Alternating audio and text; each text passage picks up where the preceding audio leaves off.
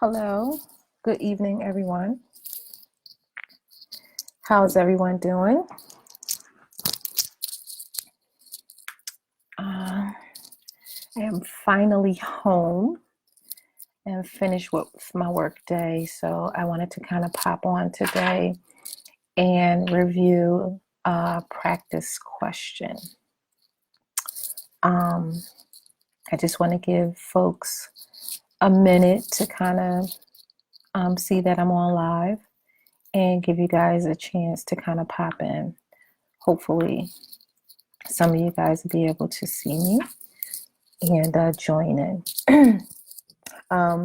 Just want to say to everyone who has been testing over the past couple of days, congratulations to all of the newly licensed social workers, whether it's LSW or LCSW.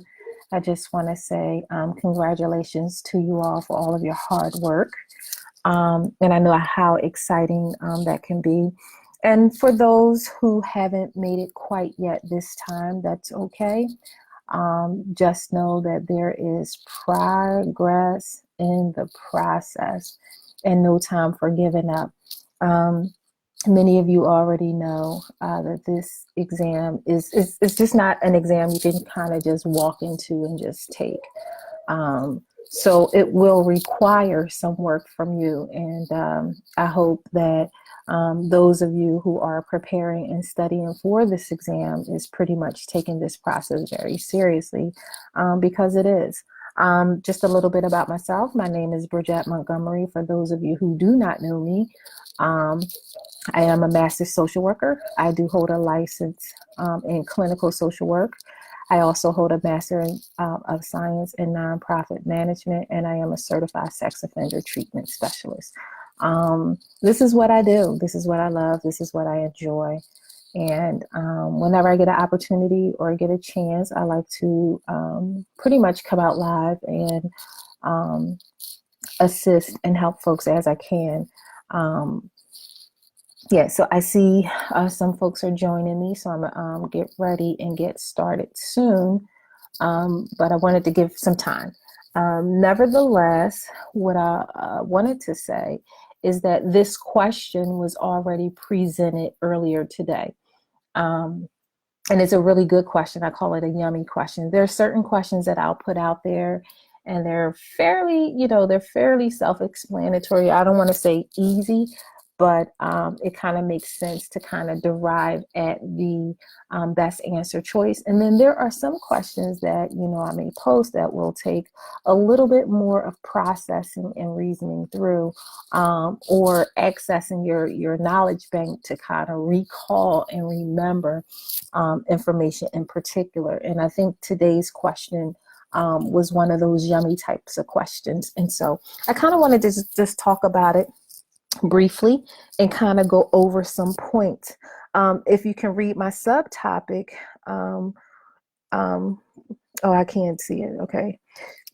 I thought the subtopic was in there, but one of the things I really want to highlight, that it's so important that you pay attention to every word and that you read through each question. I know there are folks that enjoy using acronyms. I know there are folks that are looking for some type of strategy or system or some setup to try and help you kind of think through these practice questions or the test questions. And I'm not knocking that. However, what I am suggesting is that in my experience and from what I've been sharing and how I've helped others, countless others pass the exam, the technique have been simple. Study your KSAs. That's the outline that has been provided to you and given to you for free on the ASWB website. Understand the types of questions that are presented, which are recall questions, analytical and reasoning, and know when to apply the appropriate skill and intervention given for each particular situation. And those skills, that skill set and those particular intervention comes along with understanding, the helping process. knowing your role and your position as a social worker, whichever role, whichever position you're in. The one thing that doesn't change, the one thing that is standard is the helping process. It doesn't matter if you're a school social worker, a community activist, an outpatient therapist, a case manager. I can go on and on. What doesn't change is that the helping process remains the same. We are a helping profession. That's what we do. So in understanding how that works, understanding where you are in that helping process, in that phase of treatment, in delivering services to your consumers will help you understand best what skill, what strategy, and what intervention you should be using for any particular situation. Now, also, one other thing that I want to put out there before I move on is that skill, strategy, intervention, there are multitudes of ways we can come and derive at a situation or resolve an issue or resolve a problem, okay? And because we're all different and because our experiences have all been different, we may take a different path. We may take a different route. We may see and process things according to our clinical formulation, how we assess the problem or the situation to be. So what this exam is actually doing, the ASWB,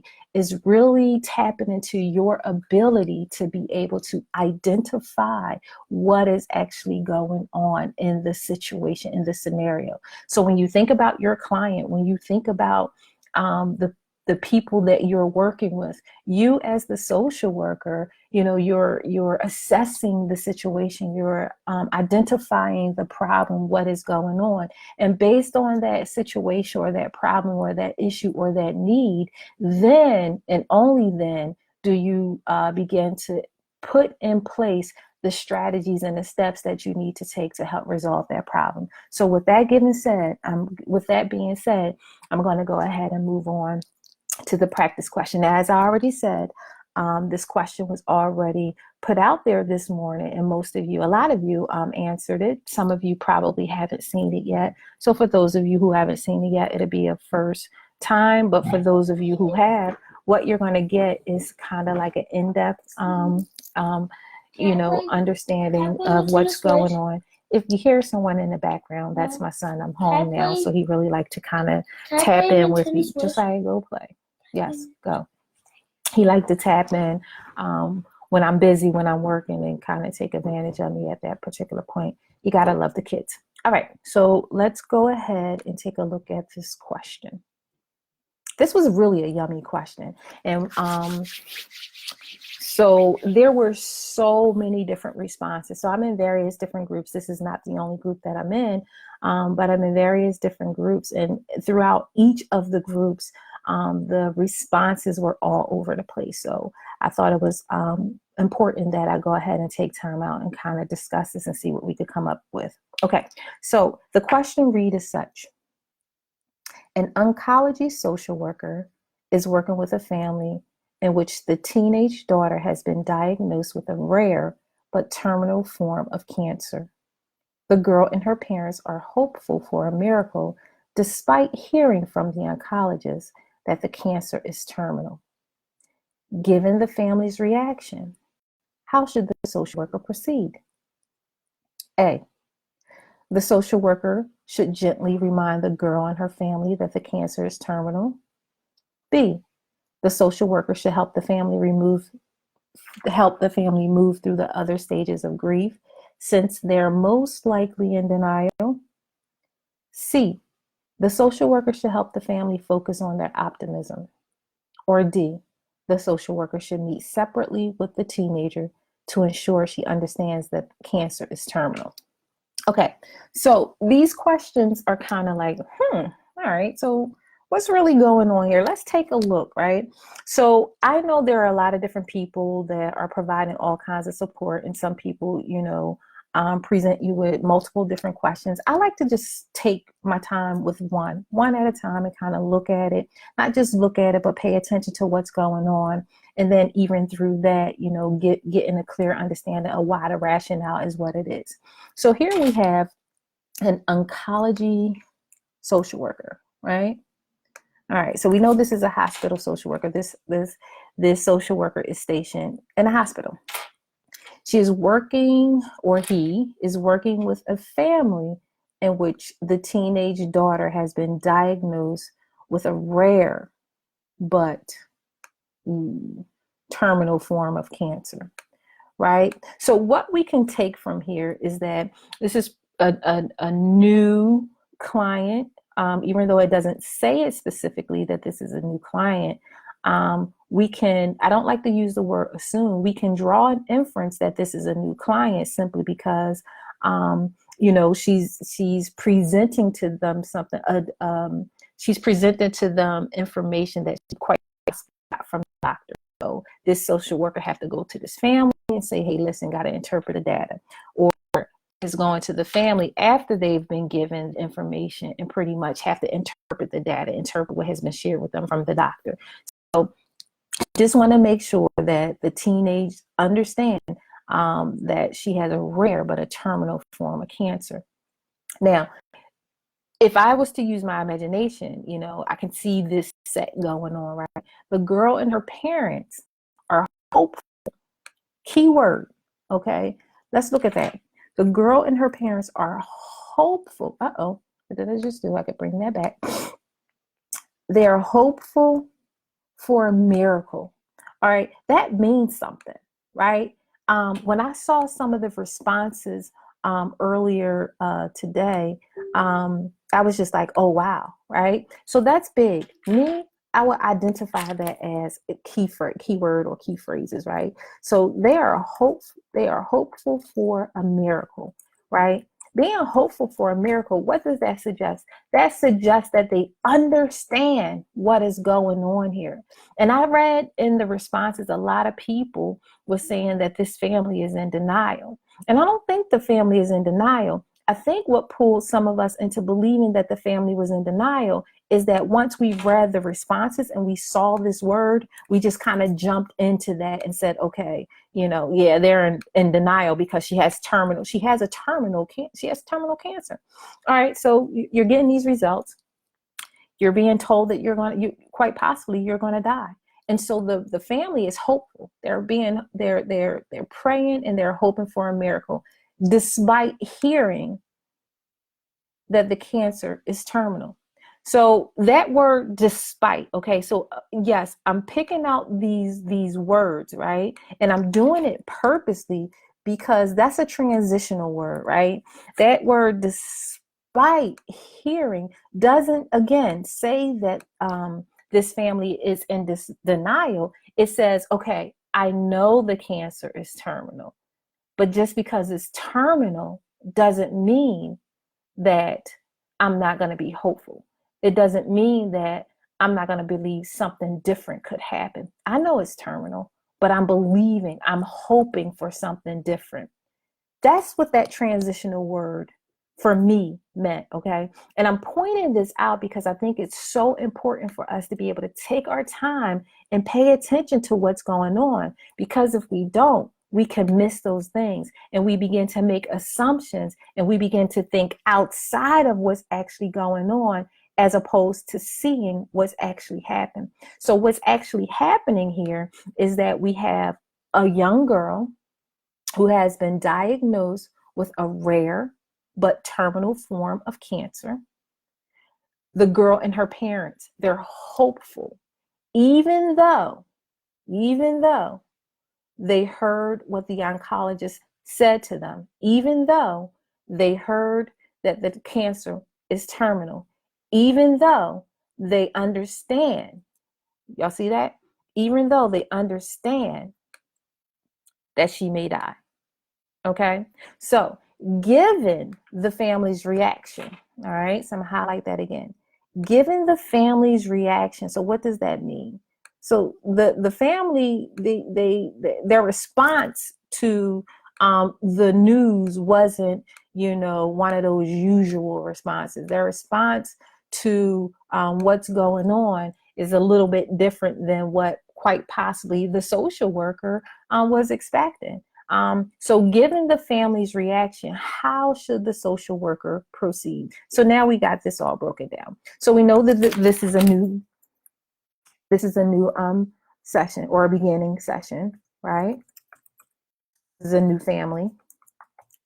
This is not a recall question. And the reason why this is not a recall question, because it's not really assessing our knowledge on a particular concept, a particular situation, but it is really looking at how we are to use, or what skill or intervention we are to use. And how do I know that? Because of this last word. That word proceed suggests that we should do something. So that word proceed is saying, okay, so what should the social worker do? Or how should the social worker go into action? Or how should the social worker respond to a situation? So that word proceed suggests that we need to do something, right?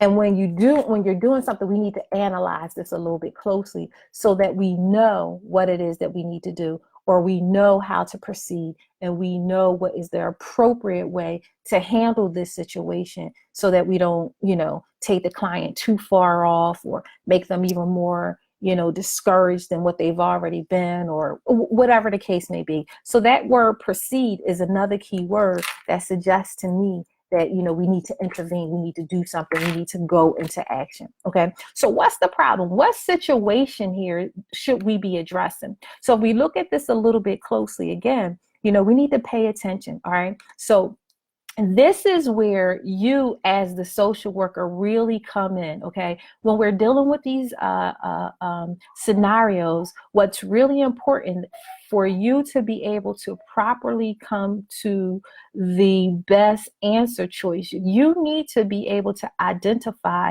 the situation or the problem that you must focus on, that you need to be addressing. So in this situation, we have the family's reaction. Given the family reaction to the diagnosis of a terminal cancer, right? That's the problem. Given their reaction, how should you proceed? The family responded positively to the negative news. And how do they do that?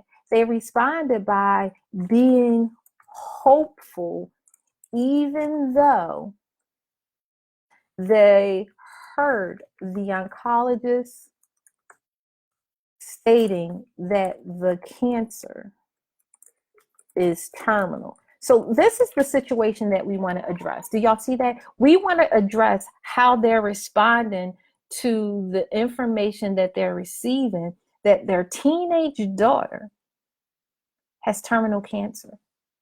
Me? I don't know. If I were to be honest with you, I don't know if I would be, like, oh, wow, and then again, I just might, that word hopeful. I'm hoping that, if there's a God in heaven, he will come through, and he will come through and do something miraculous for my daughter. I'm hoping that the results were read wrong. I'm hoping that, and so that's what I got from this, right? I got that this family, their reaction was more of a positive one, and they were holding on to their hope. That wasn't saying that they're in denial. Nowhere does it suggest that they don't understand what was presented to them. And so who are we addressing here? We're not addressing the teenage daughter. We're not addressing the mother. We're not addressing the father, but we're addressing the family. The family is the one,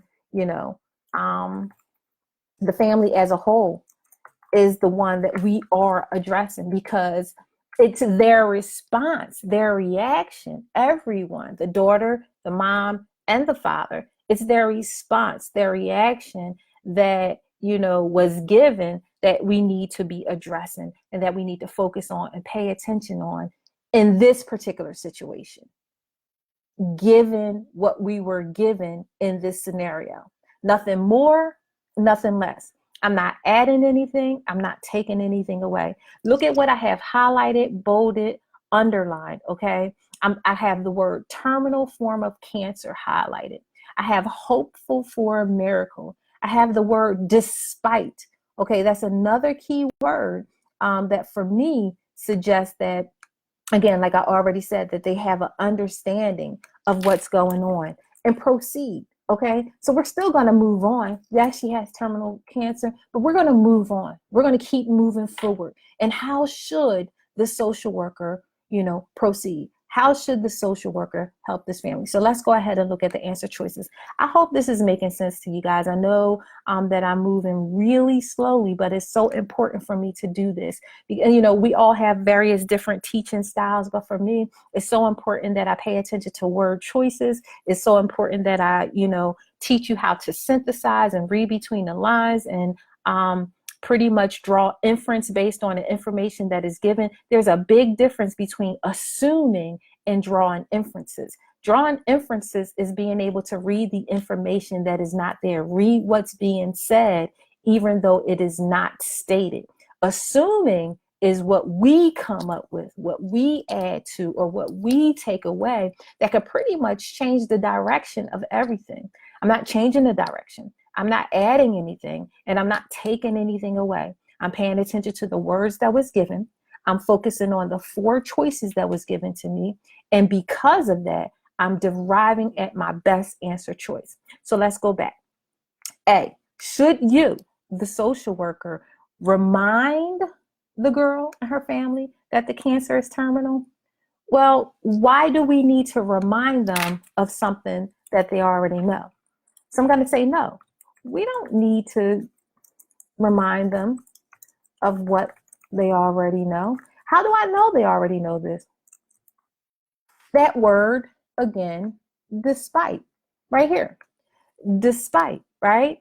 So despite them hearing from the oncologist that the cancer is terminal. So we know that they already know that it's terminal. I don't need to go back and tell her, hey, listen, this cancer is terminal. It's kind of like it's rubbing it in. B, the social worker should help the family move through other stages of grief since they're most likely in denial. Okay, so that's reaching, because I don't get grief anywhere. I don't get that, they don't, they're not clear on what's happening here. This is one of those situations where if we are not careful, we are adding, we are assuming, we are putting our own spin on something. Okay. So this say the stages of grief. All right. I don't have that. And again, the distractor here is most likely in denial. It doesn't say that they are in denial. It said that they are most likely in denial. Now, if we're paying close attention again to the word choice, then you can see that for those of us who, felt that B was probably the best answer choice because, they're being hopeful in spite of the diagnosis of terminal cancer. Hey, we're assuming that this family is in denial. We're assuming that they're grieving. We're assuming that they don't understand what's going on. Apparently, they've been dealing with, this situation for a minute. So they knew something was happening. They got the news. They heard that it's terminal. And they say, you know what? We're going to pray for a miracle. We're going to stay hopeful. And so my answer for this one is no.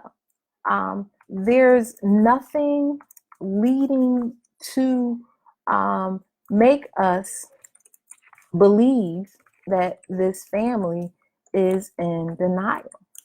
They're being hopeful does not suggest denial. Does that make sense? Them being hopeful does not suggest denial. Okay? They're hopeful. They're not in denial. That is not the same thing. Hope, not denial. So because of that, I'm going to say no to B. Now, then we have C. The social worker should help the family focus on their optimism. We do have some optimism in there. We do know that the family is hopeful. That's, another way of being optimistic because they're hopeful. And what's wrong with that? What's wrong with helping this family hold on to their hope? You know that the cancer is terminal. I know the cancer is terminal. They know the cancer is terminal. but they're putting their faith and their hope and believing that some type of miracle will happen. Is there something wrong with that? Well, first of all, we're social workers, right? Can we all agree to that? Yes, we're social workers. And as social worker, we always take a strength-based approach, right? Can we also agree to that? Okay, cool, great. So with that being said, we want to go ahead and hold on to that. Their optimism. If this is what they have and this is what they're presenting to you and this is what their thinking is, meet them where they are. They're optimistic. They're hopeful. So what we're going to do is we're going to level up with the family and we're going to step in where they are and encourage them in whatever way that we can. If they're being optimistic, if they want to go ahead and, continue to change her diet or have her go out or have many, more testing done and keep, the readings, what they are, whatever it is that they have to do. If this is what they want to do as a social worker, we're going to support them. So I'm going to say yes to this. We want to help the family hold on to their hope, their optimistic viewpoint, right? We want to meet them where they are, always remembering to take a strength-based approach. So if their strength is in holding on to hope, if their strength is in believing something positive, looking for a miracle, if their strength lies in their faith, whatever that may be, then we take that approach. We start there and we work from there. So C right now is looking at as being one of the best options as opposed to A and B. And let's finalize this with D. The social worker should meet separately with the teenager to ensure that she understands the cancer is terminal. Well, D is closely related to A. There's a couple of things that's wrong with D. I'm not going to take her away from her parents, to kind of talk to her and say, hey, listen, honey, your parents, they're hopeful, they're optimistic, and all that is good, but you need to understand that your cancer is terminal. And understanding what that means that you will die. Who? Really? Really? I'm sorry. Sometimes I feel like I should have been an actor in my, in my previous life, or that I probably was an actor in my previous life. One way that I try to work these out, I really try to think through it. Like, can I see myself doing that? Is that even possible? Does that even make sense? How would that play out? How would that sound? Now, I know I'm taking all this time with this question and doing it like that. And really, when you're taking the actual exam, do you have time to kind of sit through there and think through all these questions like that? No, you don't. But you do have time to kind of pull out some key words, to see what the question is saying, to focus on what's in front of you and what's in front of you only, to not add anything or take anything away, to not think too far outside of the box, but to focus only on the 4 answer choices given. And some of them are pretty simple, like this, D. The answer is no. Don't pull this child away. The social worker should not take the child alone to tell her that she will die. There's nothing positive about that. And I don't think, whether you're an exam or not, you don't have time to kind of process through that. You have time to process through that. You actually have time to process through all 4 of these questions. You can take at least a minute on each question and look at what you got going on. Don't be quick to just answer the questions, seeing it and you just read A, oh yeah, A, that sounds like the right answer, and then go there. Read all 4 choices. Look for the distractors, those words that are a distractor, such as here, okay? What makes this a distractor? The word most likely, right? They're not saying that they're in the denial. They're saying most likely. So that's a distractor. And we see that and we automatically run for that, right? Because we got tripped up on this word, despite, right? Some of us got tripped up on this word. Despite, hearing from the oncologist that the cancer is terminal. And the fact that this family is hopeful, we all of a sudden want to assume that they're in denial, and that's not fair. That hopeful does not translate into denial. So there's a couple of things that you need to do here. Okay, not just for this question, but for any question in particular, and particularly those questions where you need to reason and come up with a strong rationale for your supporting answer, right? You want to pay attention to keywords and phrases. Okay, identify those. Okay, keywords and phrases. You want to pay attention to what the last sentence is asking you to do. And this says, how should the social worker proceed? That word proceed suggests do something, right? Move into action. So, so what skill must be applied, right? So this is one of those situations where you need to know how to apply skills, right?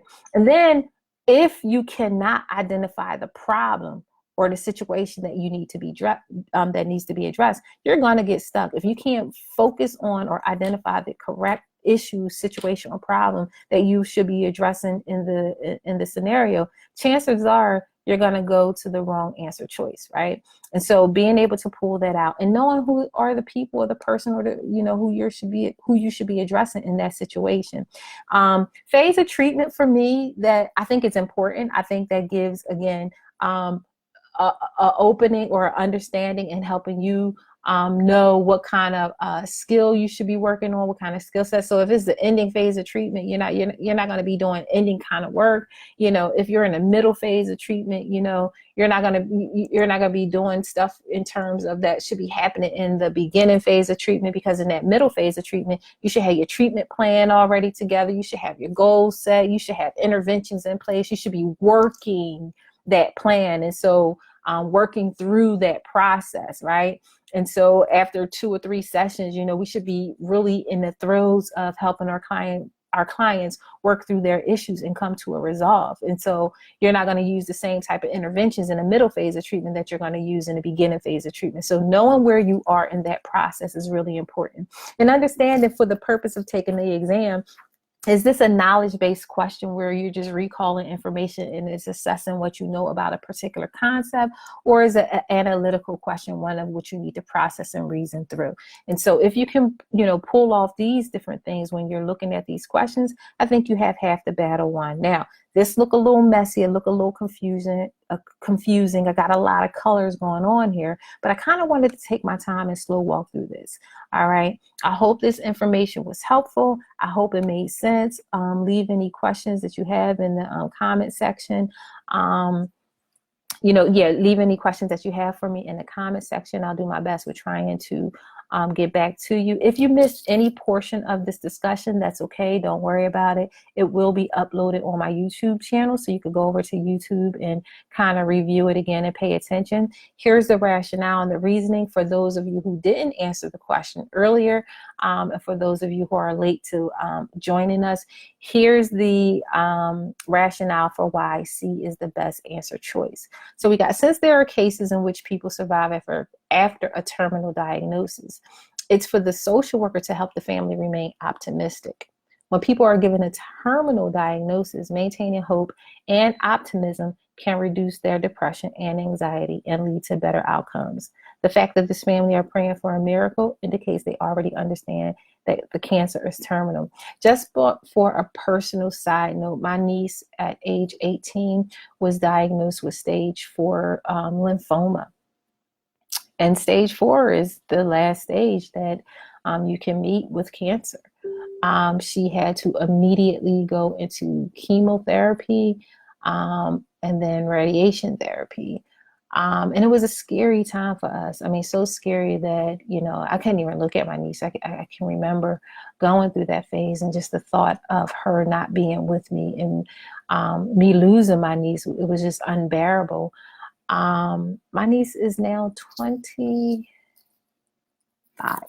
She just turned 25, October 23rd. So what was thought to be terminal and what was thought to take her out of here? A miracle, right? A miracle came through. and my niece is still with us. And so this question was dear to me. So there you have it. We weren't in denial. We, we heard the news, but we fought. I think I've never seen anyone fight as hard as she fought. The kid kept a smile on her face, regardless of the pain that she was in. She brought so much joy to, when I say thousands of people, to thousands of people. She won the hearts of many. There were some that was in the same battle in the fight with her that didn't make it. And she survived. So I'm grateful and I'm thankful to be able to share that story with you all. I hope, again, this information was helpful. I hope you got something from it. If you, want to reach me or reach out to me, you can always go to my webpage, www.bridgeoflovellc.com. is all one word. Any and everything that you need to access me can be found on that page. You just hit the menu and go down and scroll through the menu and you can find me. Yeah, so that's all I have, and I am done for the night. I'm going to go ahead and get started with my dinner. So you guys enjoy the rest of your night, and I will talk to you on the other side. Peace and blessings.